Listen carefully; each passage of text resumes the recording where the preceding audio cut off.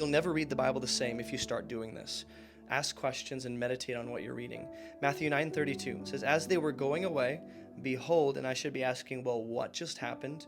Who's going away?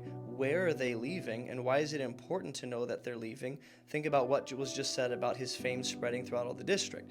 As they're going away, a demon-oppressed man who was mute was brought to Jesus.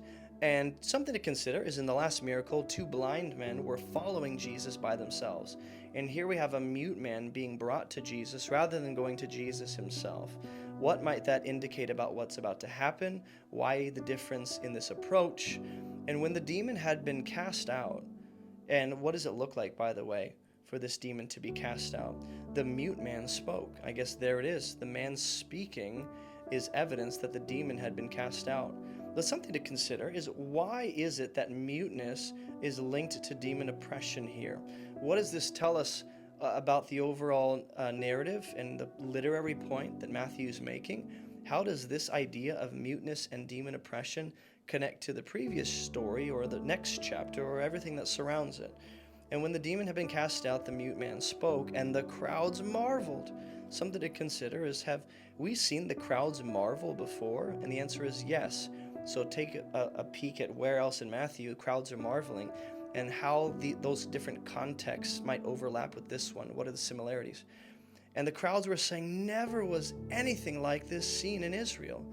And they are seeing something miraculous in this land called Israel, the Promised Land.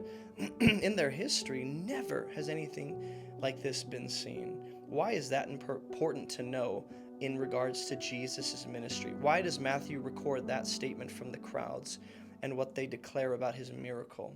Well, look at what the Pharisees conclude. The Pharisees, the religious leaders of Jesus' day, they say he casts out demons by the prince of demons. Well, hold on, this man was just demon oppressed. You're telling us that Satan himself or demons are working against themselves by casting each other out? We'll see more on that in chapter 12. But the point is, there are two different conclusions about what Jesus has done. One group says, we've never seen anything like this. The other group, not impressed, not marveling, just chalks it up to demonic oppression or demonic empowerment, meaning Jesus is just using demonic powers. Why is that important to know about the Pharisees here in this context? What does this tell us about the state of their heart, their condition, and how does that link to what just happened with the blind men who were able to see? And then let's consider how this connects to the harvest being plentiful and the labors few. I'll see you in the next